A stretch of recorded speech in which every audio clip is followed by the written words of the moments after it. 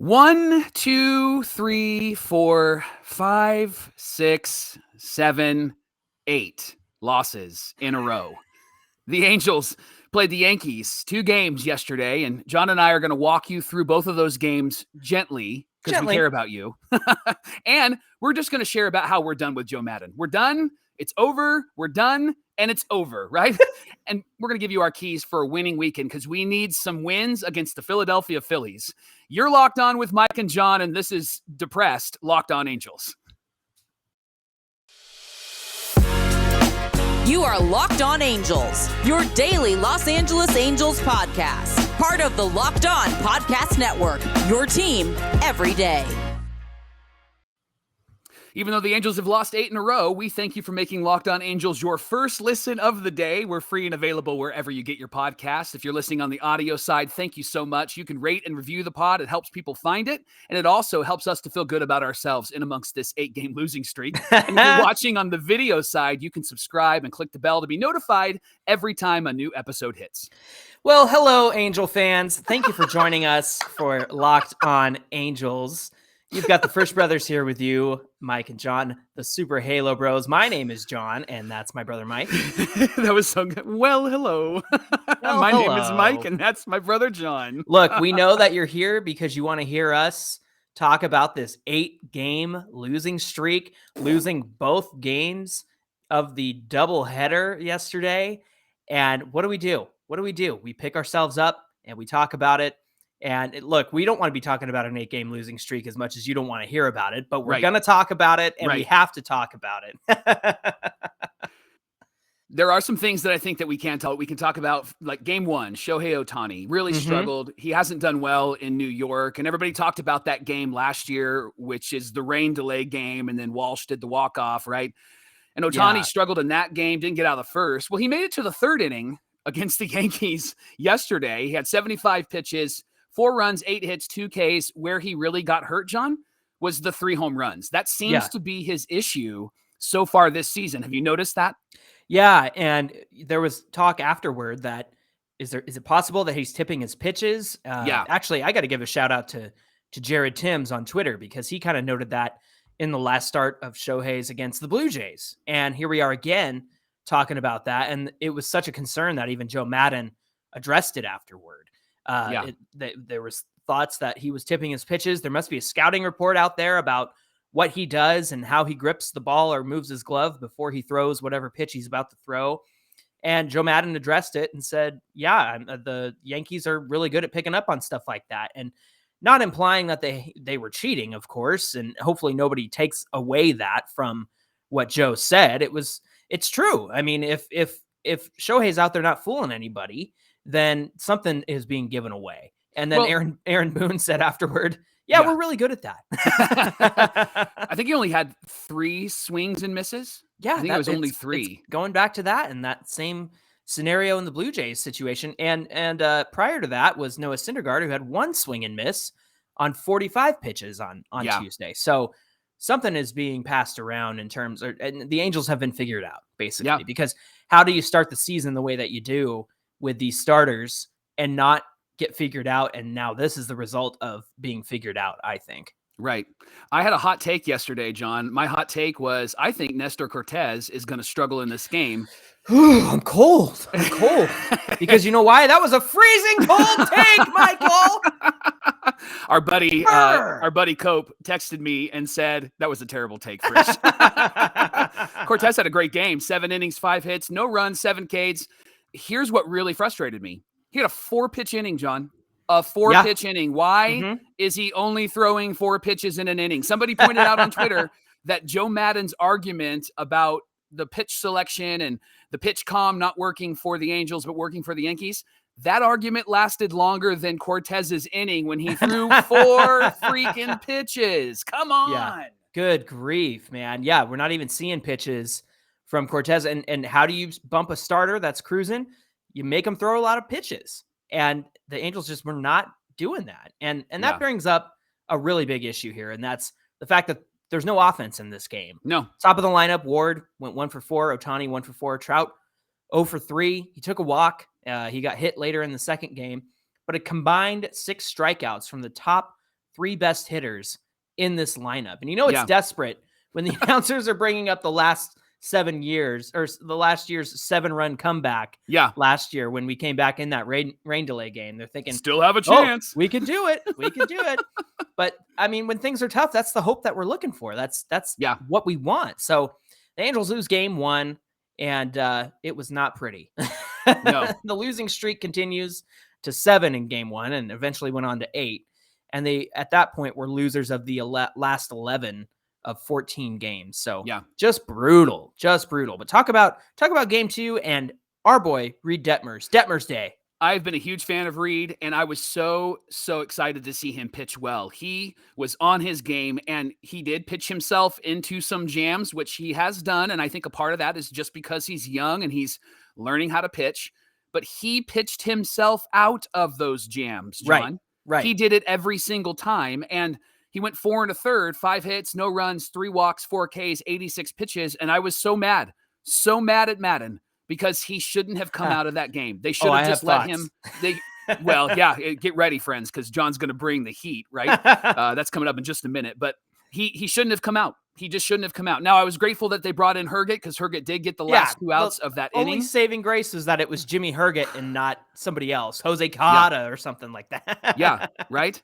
I just think that it was a dumb move. He should have let him try to figure it out. And I get that it was a close game and we were being no hit. It was a perfect game at that point. But I think that Reed had proven that he would be able to get out of those jams. And so I feel like Maddon overmanages in close games and doesn't care in games that don't matter, right? And Exactly. He just overmanaged this game. Offense finally broke through. Yankee fans probably hate Jared Walsh. Oh, I hope so. Walsh gets a double, a hustle double. Like that guy. Again, you mentioned it when they played on Tuesday night. You said that Jared Walsh looked like he was the only one that was excited to actually be there and play a game. And it seemed like that again these last 2 games. And then Kurt Suzuki brings him in. And can I just say that Kurt Suzuki can stay on this team for the rest of the season? I will not ever get frustrated with him. So glad that he got a single there, because I was not excited. And I'll tell you, I was not excited. I know they lost this game, but when we loaded the bases and it was Rengifo, I typed in my notes, Angels lose 2-1, because I've just never seen Rengifo come through when it matters. He's got no power from the left side. And the unfortunate part is that they have the short porch on the right side of the field. And when he's batting left, he just does not seem to have the same power that he has when he's facing the opposite side, right? When he's when he's batting from the right side. So I felt like that was inevitable, especially when he fouled that ball. I was like, oh no. And then that was a foul ball, but the same exact kind of dink was what ended this game. So that was frustrating. The Yanks came back with 2 runs off of Archie Bradley, but I contest that had Oliver Ortega not loaded the bases and you bring in Archie Bradley to begin the 8th. What a concept. Your late inning guy comes in the late innings. Wow. What a concept, Joe. Bradley gave up a single, Mike. It was a single. Yeah. And it was a 2-run single because the bases were loaded. If that was any other circumstance, it's a single. And struck out Joey Gallo before that. Yeah. Which I could strike out Joey Gallo, but I mean, he did strike out Joey Gallo before that. But doesn't it just feel like at that point we had a 1-0 lead, but to me, it felt like we were down 3-1. Yeah. And it always feels like that. Why do the Angels play on hard mode, on very hard mode? What is it in MLB The Show? Like All-Star or Hall of Fame mode? Like that's what the Angels constantly put themselves in position to play on. They're always playing on hard mode, and it's just ridiculous. And I think Joe Maddon has a lot to do with it. I will contend that it should have been Rysel in the 8th inning. I think he goes for a 6-out save. I think you make him go and do that. He's proven to be able to do that last year. And I get we don't want to wear him out. And he hasn't pitched in like 90 days because we sucked for 8 games. So I think he should have came out. Well, the Angels lose 2-1. They're 27-25, 8-game losing streak, 12 losses in their last 15 games. But we're here to put a smile on your face. At least we didn't get swept by the Pirates. Hey-o! Coming up on Locked On Angels, John and I are going to give you our keys to a winning weekend series against the Philadelphia Phillies. And we emphasize winning weekend. Winning But first, weekend. Locked On Angels is brought to you by LinkedIn Jobs. If you're looking for a job or you're looking to hire someone for your small business, LinkedIn Jobs is here to make it a whole lot easier for you to find the people that you want to talk to find them faster and for free. You can create a free job post in minutes on LinkedIn Jobs with simple tools like screening questions. You can make it easy to focus on candidates with just the right skills and experience so that you can quickly prioritize who you'd like to hire and when you'd like to hire, when you'd like to interview. Make sure you have all of the boxes checked, right? It's why small businesses rate LinkedIn Jobs #1 in delivering quality hires versus leading competitors. And LinkedIn Jobs helps you find the candidates that you want to talk to faster. And get this, nearly 40 million job seekers visit LinkedIn. So post your job for free at linkedin.com/lockedonmlb. That's linkedin.com/lockedonmlb to post your job for free. And remember, some terms and conditions do apply.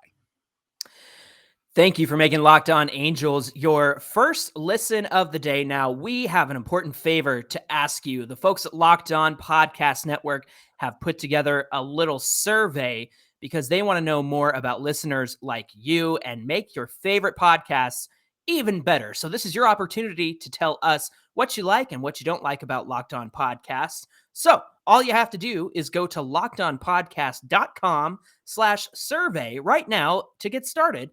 And it's not going to take you very long. And everyone who completes the survey will qualify for a chance to win one of 10 $100 Ticketmaster gift cards. Like I said yesterday, it'll get you to a show, get you to a game, whatever you want to spend it on. Get those gift cards. Take the survey. Go to lockedonpodcast.com/survey. And thank you so much from all of us at Locked On Podcast Network for your help. We are so frustrated with Joe Maddon. I don't know if you can tell, but I know that Angel fans are so frustrated with Joe Maddon. Overmanages, quick hook, bad decision, terrible lineups. It's so frustrating. I can't even say it, right? So I got a text from John while the game was happening. I think game one. It actually was game one. Yep. John said, I'm going full heel turn on Joe Maddon. Listen, the WWE couldn't turn John Cena heel, but Joe Maddon has turned my brother heel. So, John, the podcast is all yours, my friend. All right, just give me 1 second here. He's got to take a drink. He's got to get him ready. Loosen up the pipes. Gargle. Gotta get the pipes ready. Here we go. Whew. Boy, Mike, when he came in and took Shohei Ohtani out of that game in the third inning, that's when I texted you. Yep. I said, I'm done with Joe Maddon. I'm fully done with this overmanagement crap that he does every single game. You said crap. I'm telling Mom. all the success that we've had this season. Tell me one time where you can point to Joe Maddon and say, that was on Joe. Maybe the Corey Seager walk in Texas, which fired up the boys. But you know what? Apparently Joe Maddon is the only one on this team who's allowed to walk anybody. Because anytime Shohei, Reed Detmers, Jimmy Herget, you name it, anytime they walked one guy, they were yanked. Yeah. And you gave Ohtani such a quick hook. Now I understand, he's probably getting his pitches figured out.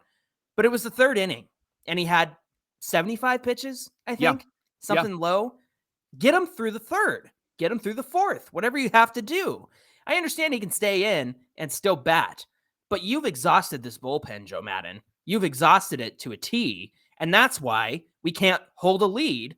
And that's why we give up the runs that we do. Because these guys have been overused, and they can't do their jobs well if you put them in situations where they can't do their jobs well. Again, I go back to look at the success of this team. They were firing on all cylinders, hitting, pitching well, the bullpen stopping the other team from getting a lead. And Joe Maddon, I really don't think has anything to do with that. I think if you consider who we got to be our 7th, 8th, and 9th inning guys, if you just stuck to the plan, I think things would be a lot different. But then what do we see in last night's game, in the second game? We saw Aaron Loop in the 6th and Archie Bradley after Oliver Ortega. I do not understand the thought process behind what Joe Maddon is doing. In fact, I think he's digging himself a hole, because when you lose 8 in a row with this team, I understand we have some injuries. I understand that the pitching has not been doing very well. But at the end of the day, Joe Maddon is responsible for all of this. He's responsible for an 8-game losing streak. And the reason why? Because not all 8 games were out of reach. They weren't blowouts. They were close. This one tonight, yeah, okay. Jameson Taillon, he was on his game. He had that perfect game into the 7th or 8th inning. And that is going to happen. Guys are going to be on. The opposing teams are going to be on. The Yankees are the best team in baseball for a reason. But when it comes to the Angels and their ability to give up leads in the late innings and not hold on to the leads that they have, man, it all just comes down to Joe Maddon. I have tried to be gracious. I have tried to give Joe the benefit of the doubt, but I'm done. I'm done. Yeah. I appreciate that pipe bomb. What a great promo. I was at AEW on Wednesday, so it's still the wrestling is still in my blood. So good. I'm gonna cut a promo too, and I'm gonna bounce off of what you just said. Please, all right. So please you're the leader of our group, and I'm gonna be the guy that is next to you that is gonna feed off of your helps energy. Me keep the title around my waist. Yes, absolutely. So here's 2 thoughts.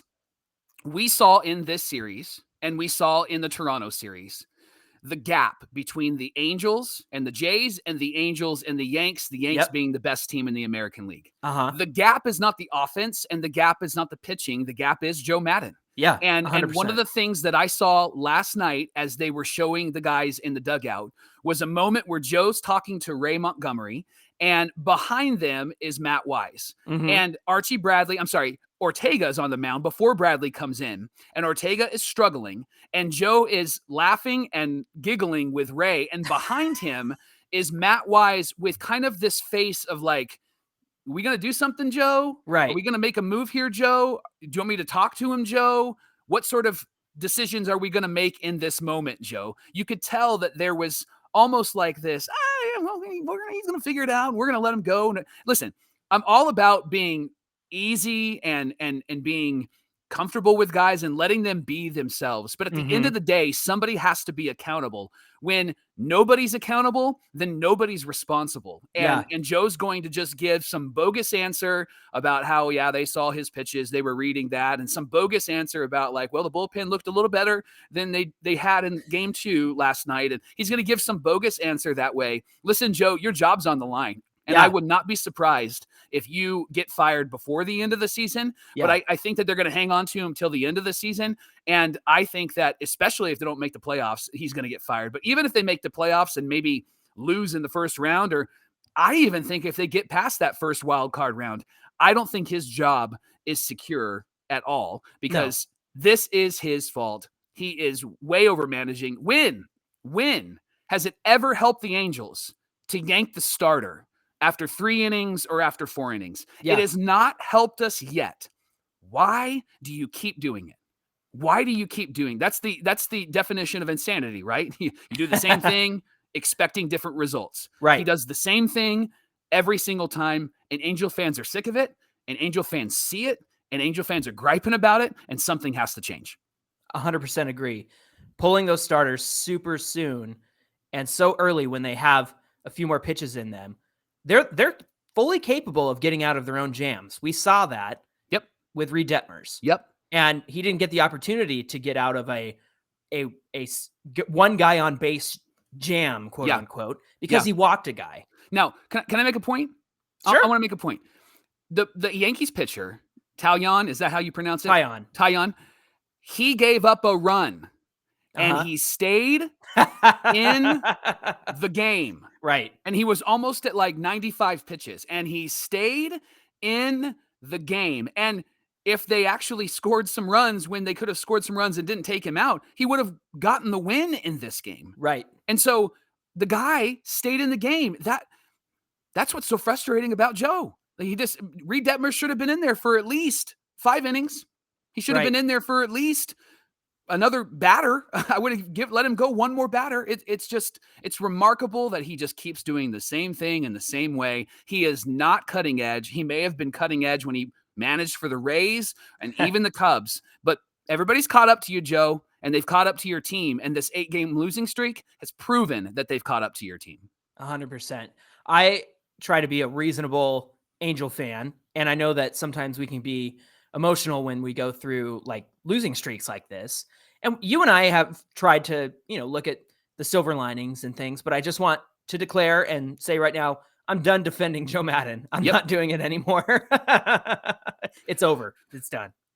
Whew, after that promo, we need a Built Bar, which happens to be the sponsor of this episode. Built has created a new creation, a new bar. It's called the Built Granola Bar. These bars come in 3 great flavors. Chocolate peanut butter, that sounds good. Chocolate coconut, that sounds even better. And white chocolate berry. I'm going to order some right now. You can try all 3 by ordering a mix box at built.com right now. These are so different from the bars and the puffs because the granola bars are loaded with granola. It's the perfect combination of crunch and chewiness. But just like the bars and the puffs, they're packed with protein and they're covered in 100% real chocolate with 150 calories, 15 grams of protein, only 4 grams of sugar.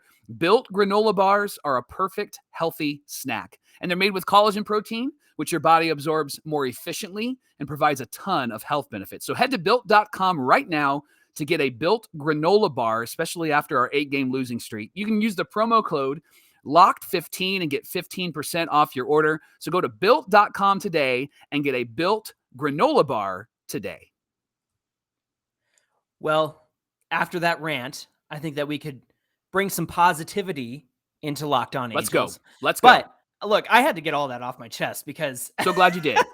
This is an Angels podcast. We're Angel fans. Yeah. It's time to get that off our chest. So moving on and moving to our keys to the weekend, which we love to do as we enter the weekend. We are going to be playing the Philadelphia Phillies, and you and I have sat back and thought about it, and we are ready to give our musical keys to the weekend. Yep. Mike, why don't you start us out? Well, I think the Phillies are beat upable.